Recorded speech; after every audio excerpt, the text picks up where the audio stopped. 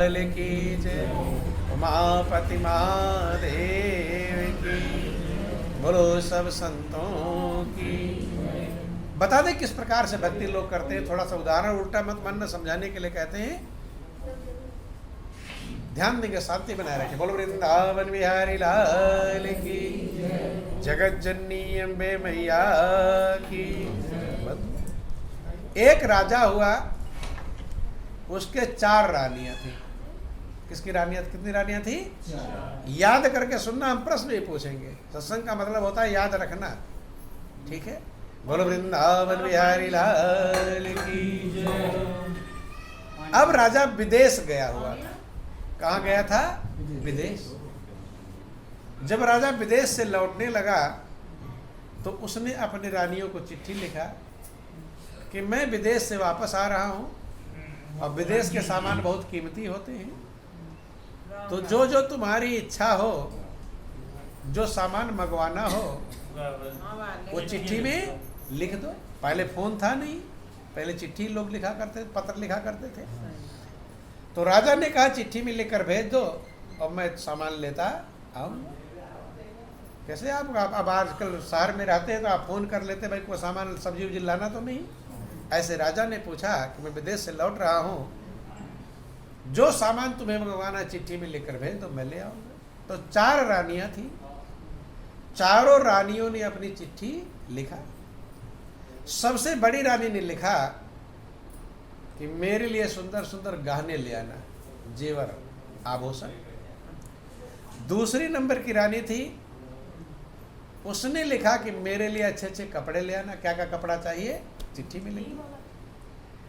तीसरे नंबर की रानी ने लिखा कि मेरे लिए श्रृंगार के सामान ले आना। और चौथी जो सबसे छोटी रानी थी, उसने लिखा कि आप आ जाओ, यही मेरा सबसे बड़ा सौभाग्य। चारों की चिट्ठी पहुंच गई। जब चारों की चिट्ठी पहुंच गई तो राजा के पास कोई कमी होती नहीं। जिस रानी ने जो सामान मंगवा, सबका सामान उसने खरीद ले लिया और वापस राज्य अपने आ गया। जब वापस अपने राज्य आ गया तो सब रानियों के महल अलग अलग बने हुए थे। जिस रानी ने जो सामान मंगवाया था, उस रानी के महल में वो सामान पहुंचा दिया। तो सबसे बड़ी रानी ने क्या मंगवाया था? गहने। तो उसके महल में क्या पहुंचा दिया? गहने। और दूसरी नंबर की रानी ने क्या मंगवाया था? अच्छे अच्छे कपड़े, वो कपड़े पहुंचा दिया। और तीसरी नंबर की रानी ने श्रृंगार के सामान, उसके महल में श्रृंगार का सामान पहुंचा दिया। और चौथी जो सबसे छोटी रानी थी, उसने क्या मंगवाया था? आप आ जाओ, यही मेरा सबसे बड़ा सौभाग्य है। उसके महल में राजा स्वयं पहुंच गया, खुद पहुंच गया। और चारों रानियों में सबसे ज्यादा सुखी कौन होगी? छोटी खुश। क्यों? सुंदर गहने पहन कर नहीं खुश होगी? सुंदर गहने कपड़े, राजा के बिना सब बेकार। बंधु, तो एक कहानी है। ठीक इसी प्रकार से हम सभी लोग भी रानियां हैं। क्या हैं? अब नहीं बोले, राजा कहे होते तो सब बोलते कि हाजिर। बोलो वृंदावन बिहारी लाल की। महापति महादेव की। झंझट हो गए, जैसे रानियां कहे, अब तक तो राजा बने थे, हो गए हम सब रानियां। झंझट। बोलो वृंदावन बिहारी लाल की। हम सभी देखो, आरती में आप लोग गाते हो, गाते हैं लेकिन समझ भी ना समझे ना याद रखें। आरती में गाते हैं कि तुम हो एक अगोचर, सबके प्राणपति, स्वामी सबके प्राणपति, किस विधि मिलूं दया में, किस विधि मिलूं दया में, तुमको मैं कुमति। ओम जय जगदीश। याद था, गाया था, लेकिन समझा जब हम गा रहे तुम हो एक अगोचर सबके प्राण, तो जब सबके प्राण पति हुआ प्रभु, तो गाने वाला क्या हुआ है? लेकिन आज तक कभी समझे थे हम भी है पत्नी? आज तक कभी समझा? क्योंकि 440 की स्पीड में गाते हुए चले जाना है, उसे समझना। सत्संग से बातें समझ में आती, ध्यान देना। इसीलिए कहा दिया गया बिन सत्संग विवेक न होई, और राम कृपा बिन सुलभ न सोई। बिना सत्संग के मनुष्य के अंदर सद विवेक पैदा नहीं। तो आपकी रानी, आपकी पत्नी जब जरा सा गलती करती है तो मोटका मुंगर उठाते हैं, हाथ टूटेगा कि पैर टूटेगा इसकी परवाह, लेकिन आज से याद रख लो, बोलो वृंदावन बिहारी लाल की। आज से याद रख लो कि आप भी किसी की पत्नी गा क्यों रहे हो? तुम हो एक अगोचर सबके प्राणपति। क्या पुरुष लोग नहीं गाते? गाते। तो पुरुष के भी प्राणों का पति हुआ परमात्मा, हुआ कि नहीं? तो उसके पास मुंगर है कि नहीं है? उसके पास ऐसा मुंगर है जो दिखाई नहीं पड़ता, लेकिन एक सेकंड में हाथ पैर टेढ़े हो जाते हैं, पैरालाइज हो जाता है। नहीं हो जाता? उसका मुंगर बहुत बड़ा है, गौर कर लेना।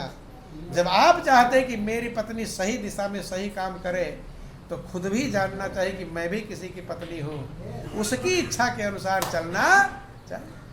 नहीं समझ में?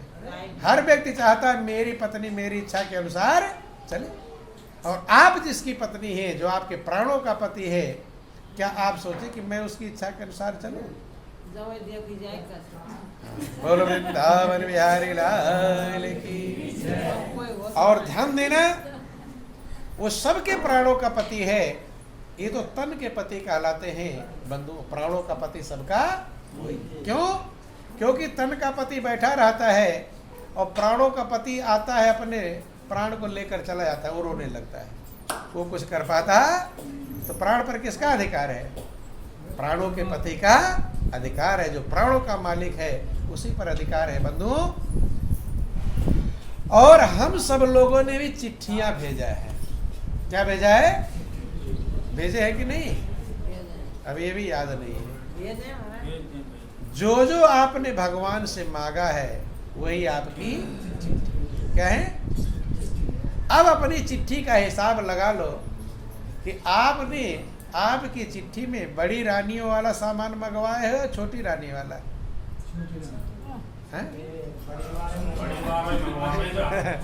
बोलो वृंदावन बिहारी लाल की जय।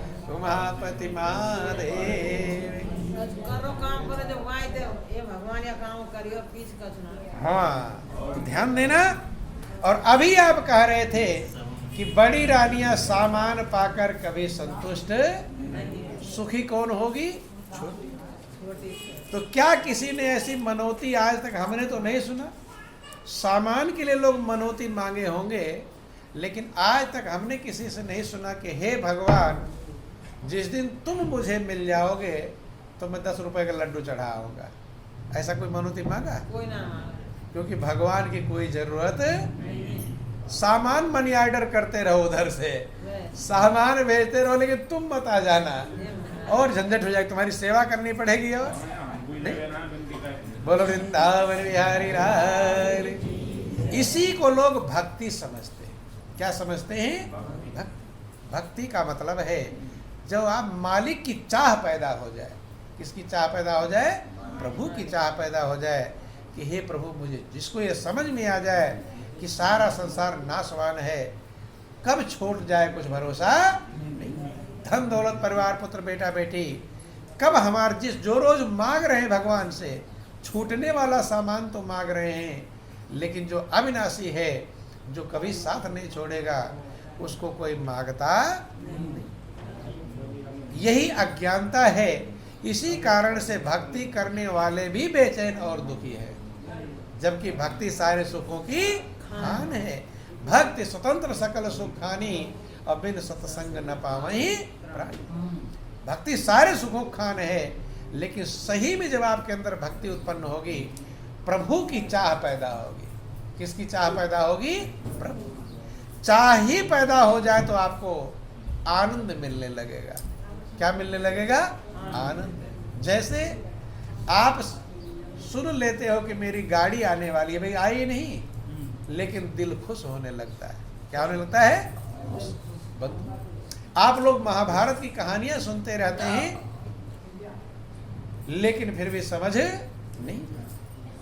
भगवान कृष्ण के पास ध्यान देना, भगवान कृष्ण के पास दुर्योधन भी गए थे और अर्जुन भी गए थे मदद मांगने के लिए। जब महाभारत का युद्ध शुरू होने जा रहा था, तो दोनों पार्टी, कौरव का पक्ष और पांडव का पक्ष, दोनों भगवान से मदद मांगने के लिए जाते हैं। बंधु, सबसे पहले दुर्योधन पहुंचते हैं,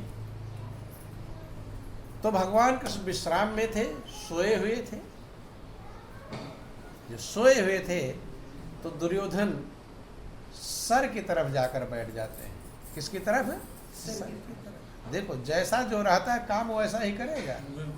जैसा आपके संस्कार रहेंगे वैसा ही बोलेंगे, वैसा ही काम करेंगे, नहीं करेंगे। संस्कार के अनुसार सब कुछ होता है बंधु।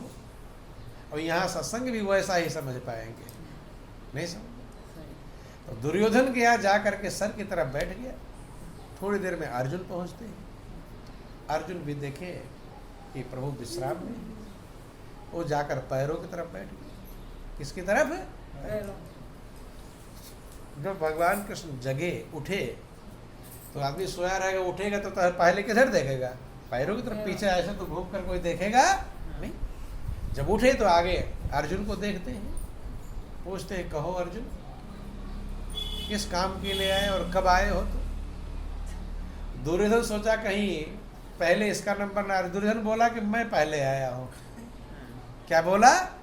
मैं पहले आया हूँ, अर्जुन से पहले तो मैं आया हूँ।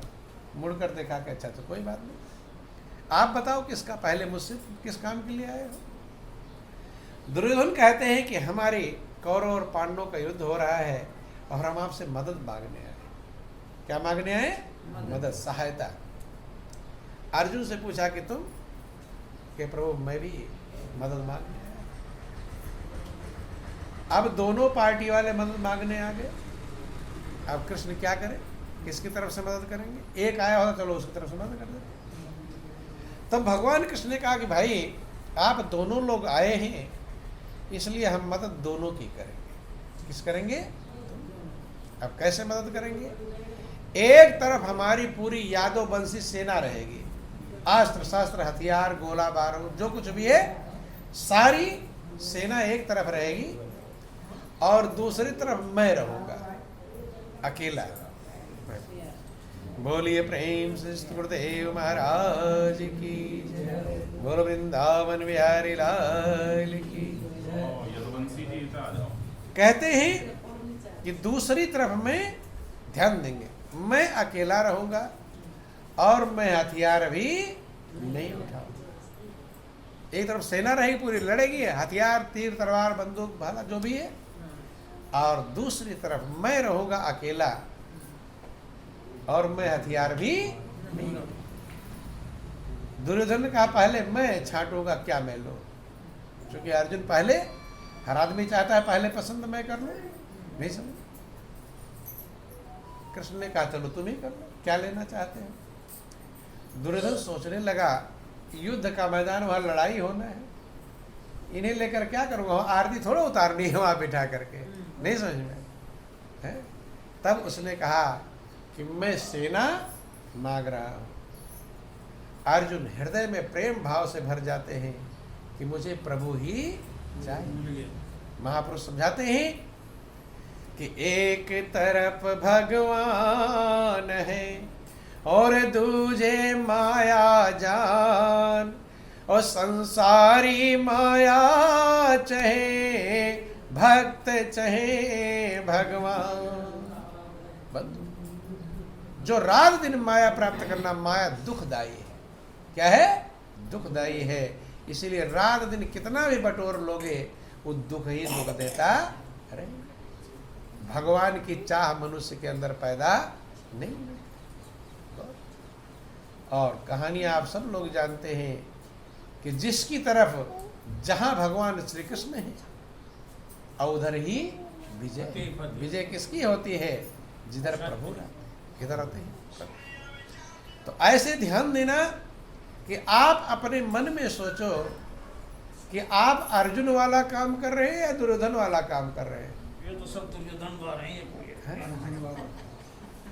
बोल वृंदावन बिहारी लाल की जय। गौर करना और समझना ही समझना होता अपने आप का टेस्ट। सत्संग का मतलब अपने मन का टेस्ट है कि मैं कितने पानी में हूं। ये सत्संग से समझ में आता है बंधु। जब तक आपका मन दुनिया के पदार्थों में लगा रहेगा, प्रभु में नहीं लग पाएगा, तब तक आपको शांति और संतुष्टि मिलने वाली नहीं। अर्जुन ने भगवान को मांगा तो उसकी पूर्ण विजय होती है, और जिसने सारा सेना मांगा था उसका सारा विध्वंस हो जाता है। यही हाल दुनिया में भी लागू होता है बंधु। जो प्रभु को संभालता है सही में, दिल में कोटापूरी नहीं, दिखावटी नहीं। दिखावटी अलग है और दिल वाला अलग। दिल की भक्ति अलग होती है और दिखावटी भक्ति अलग होती है। दिखावटी माला फेरता रहेगा और कोई आ जाएगा और एकदम सीधा हो जाएगा ताकि लोग देखेंगे भक्त। भक्ति दुनिया को नहीं दिखाना होता, प्रभु सब बिना जनाए ही जानता है कि प्रभु जानहि सब बिन ही जनाए, और कहो कवन सिद्धि लोक रिझाए।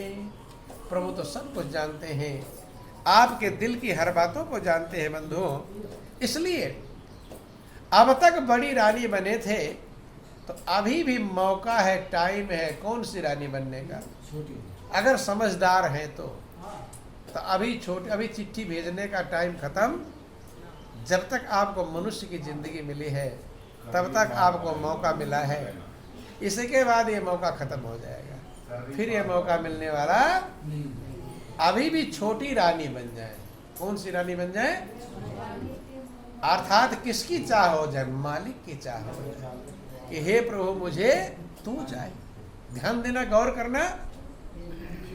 बोलो वृंदावन बिहारी लाल। कभी कभी देखते हैं माँ होती है, माँ बच्चे को अपने फंसाती है खिलौने में। किसमें फंसाती है?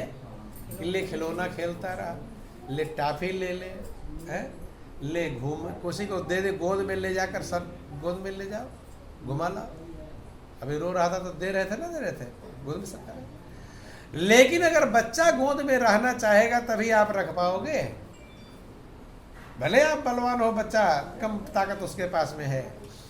जब बच्चा गोद में नहीं रहना चाहेगा तो आप गोद में रख सकते, ऊपर करोगे फिर नीचे सरक जाएगा, फिर ऊपर करो फिर सरक जाएगा। नहीं समझ में? जब वो उसकी इच्छा होगी आपके गोद में रहने की तभी रख सकते हैं बंधु। ध्यान बोलो वृंदावन बिहारी लाल की। तो जैसे एक माँ, समझना, गौर करना, बच्चे को खिलौने में, टाफी में, मिठाई में, गुब्बारे में फंसाती है ताकि ये खिलौने में मगन रहे तो मैं अपने काम में मगन रहूं, काम निपटा लूं। ठीक यही हाल भगवान भी हमारी माँ है। कौन है? और सही माँ तो वो है जो हमारा अंदर निर्माण करता है, एक अंग को सुंदर गढ़कर तैयार करता है। ये माँ तो जानती भी नहीं कि कैसा चेहरा इसका बन रहा है, मालूम है क्या डिजाइनिंग है, क्या रंग है, कुछ पता नहीं। वही माँ है। महापुरुष कहते हैं हर जननी में बालक तेरा, और काहे न अवगुण बख्सहु मेरा। कि हे प्रभु आप मेरी माँ है। तो जैसे एक माँ अपने बच्चे को खिलौने में फंसाती है ताकि मैं अपना काम करूं, ऐसे परमात्मा रूपी जो माँ है वो भी हमें खिलौने में फंसाता है। किसमें फंसाता है? वो खिलौने, आपके खिलौने क्या है? ये धन दौलत, ये बेटा बेटी, ये कार कोठी, ये बिल्डिंग, जिनमें आप मगन हो रहे हो, यही आपके खिलौने हैं बंधु।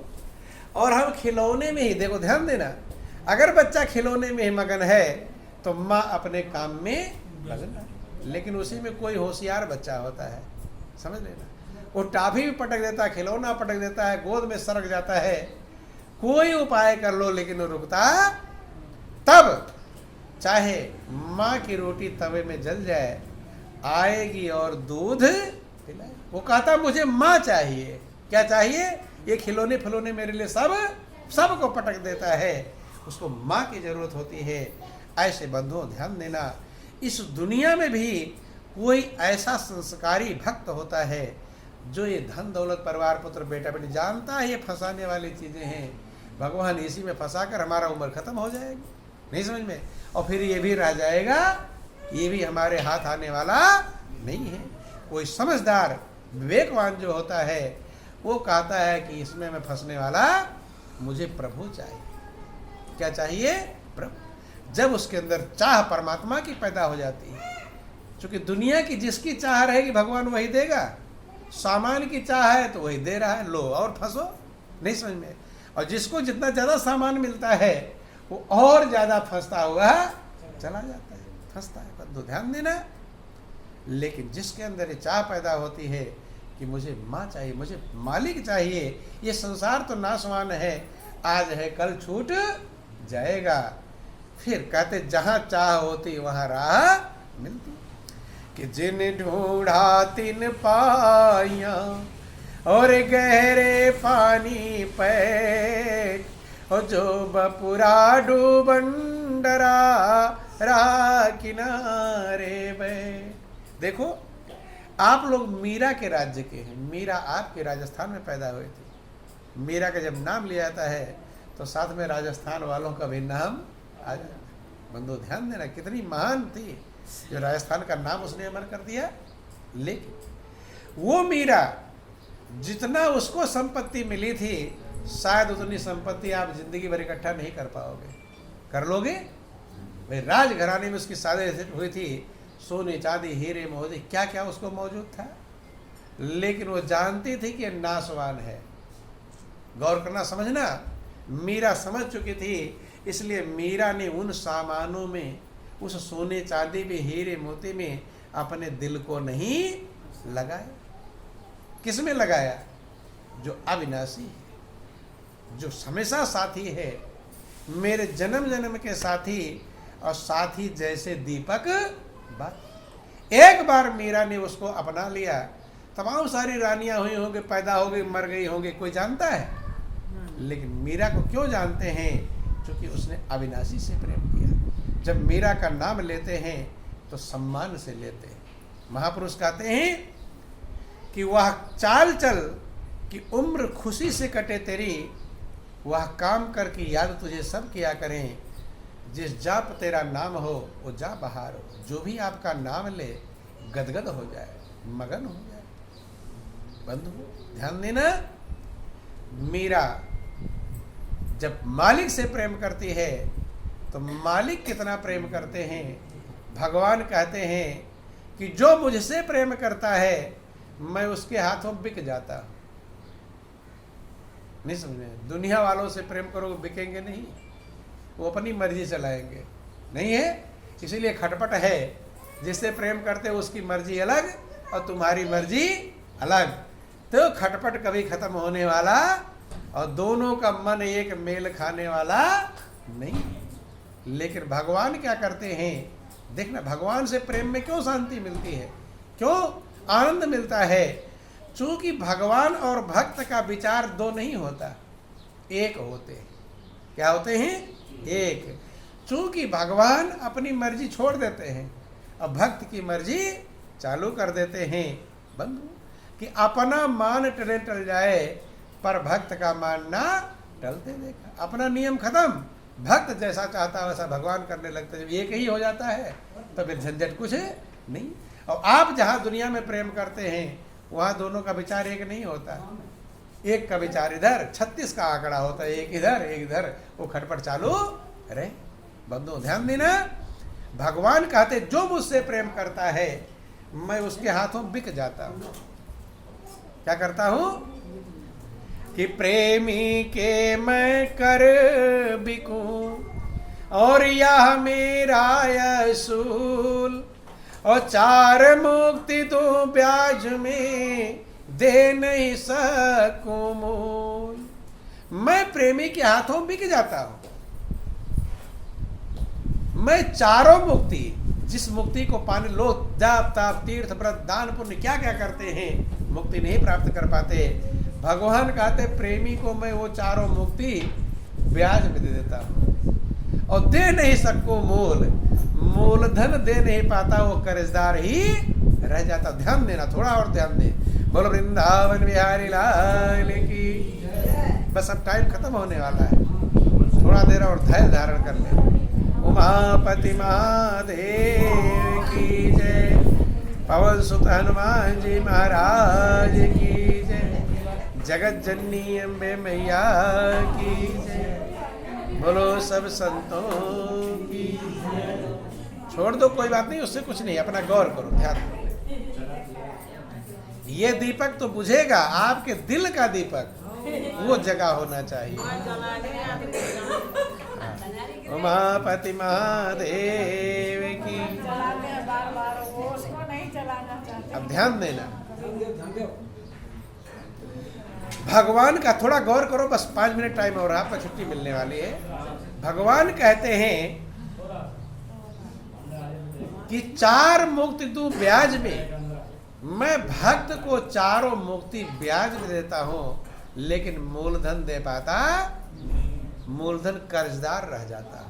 अर्थात भगवान भक्त के कर्जदार रह जाते हैं। और जो कर्जदार रहेगा जैसा कहोगे वैसा करे। छोटा सा पद मीरा कहती है अपनी माँ से कि माँ, लोग दुनिया का सौदा करते हैं, लेकिन मैंने क्या सौदा किया है। मीरा कहती है कि मैंने जो सौदा किया है, क्या मोल लिया है, मैंने गोविंद को मोल लिया है। किसको मोल लिया है? प्रभु को।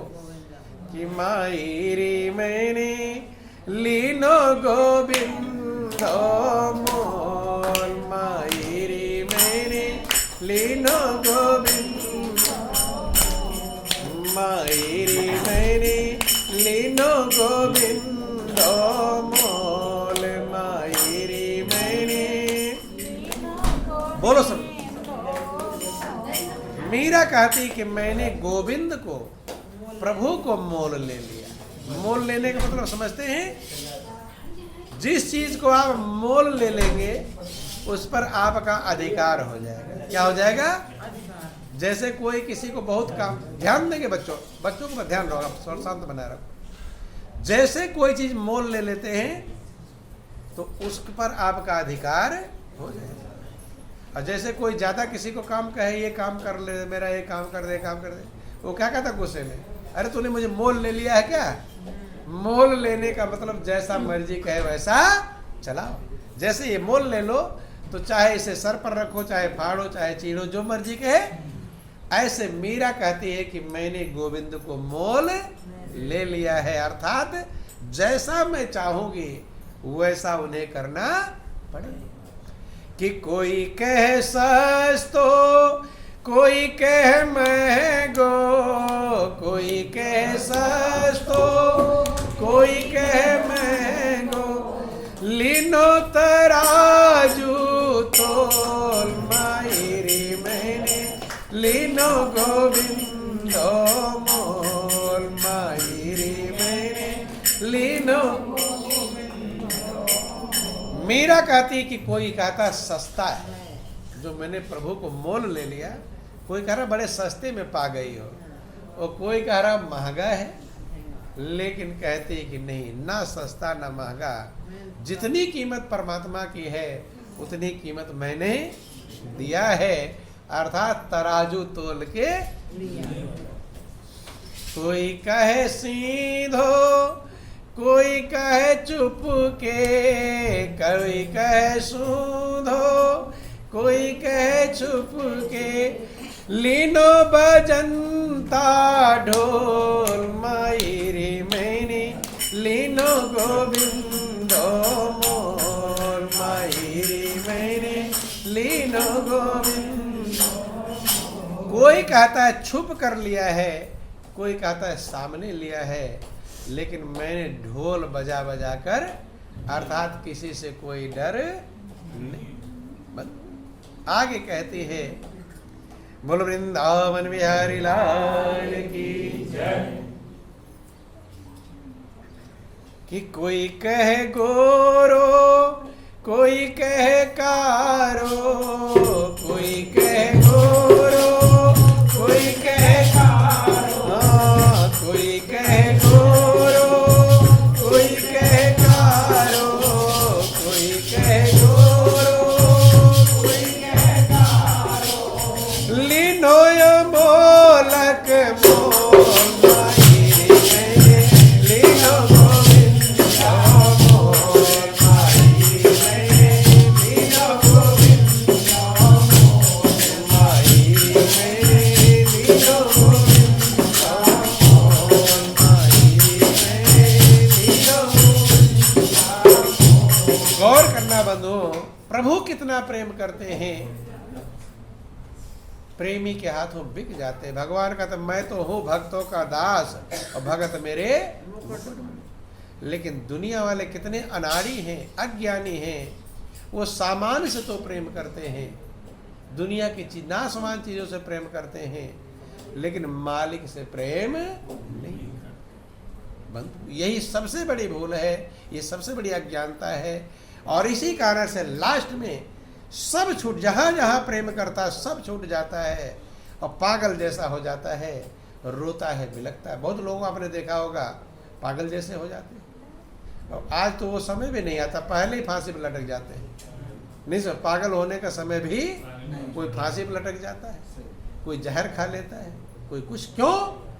क्योंकि मनुष्य का जीवन अनमोल मिला था, लेकिन जो आनंद का भंडार प्रभु है उसकी तरफ जा पाया नहीं। उसकी तरफ नहीं जाओगे तो दूसरी तरफ जाओगे तो बेचैनी ही बेचैनी मिलेगी। तो इतना टेंशन मिलता है कि फिर वो जिंदा रहना पसंद नहीं करते, आत्महत्या कर लेते हैं और फिर भूत प्रेत बनकर क्या बनते हैं, अब वो भटकना चालू कर देते, इधर उधर इधर उधर। भूत प्रेत सबसे बड़ा दुखदाई जीवन भूत प्रेतों का है, जो कहीं ना ठहर सकते हैं, न कहीं स्थिर हो सकते हैं, न कुछ खाने की व्यवस्था है, न भागते रहते हैं। जैसे कभी कुत्ता होता है ना, कुत्ते को घाव हो जाता है, कीड़े पड़ जाते हैं। अब कुत्ता रुकता नहीं, भागता रहता, थोड़ा खड़ा होगा फिर कीड़े काटने, इसलिए स्पीड में जो भागता है ना, हिलता रहता तो कुत्ते कीड़े नहीं काट पाते, इसलिए दौड़ता रहेगा। ऐसे ही सबसे बुरी योनि है किसकी? भूत प्रेत। बंधु